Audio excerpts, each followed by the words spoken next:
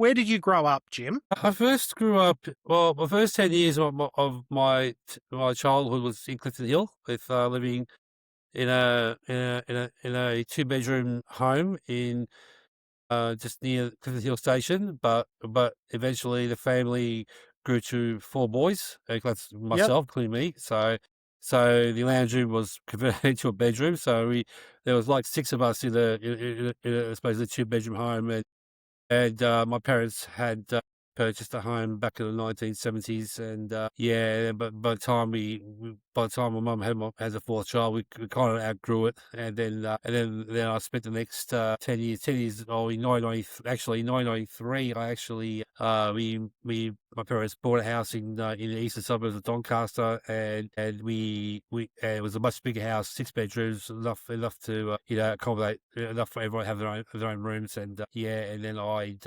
had lived there right up until my adulthood. So yeah, that's Four where boys in the house would have been a hectic situation for Mum. it wasn't for my mum. It wasn't really hectic. It's probably hectic for her at some points, but it was hectic for the 3 of us. More hectic for Yeah. us because we were down each other's throats. Not constantly, but it wasn't a day that there was not something that went down. You know what I mean?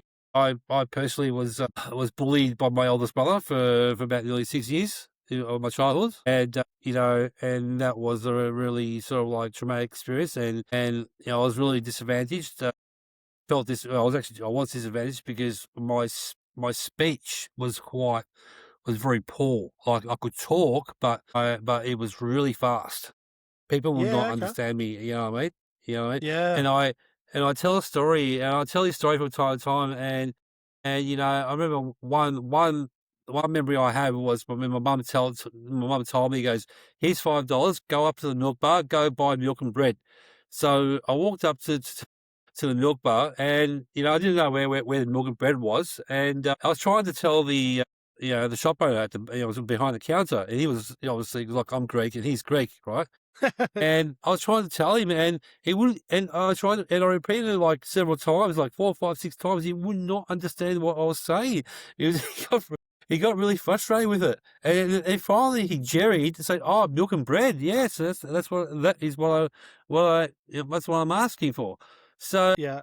because we were a pretty, I would say, a tight knit like neighborhood, but let's just say, all the Greeks in that were living, particularly near my house, well, they all knew each other. The story got back to the rest of the Greek cohorts, and for good maybe 5 to 10 years, I could always hear that story. Remember that day you went up this?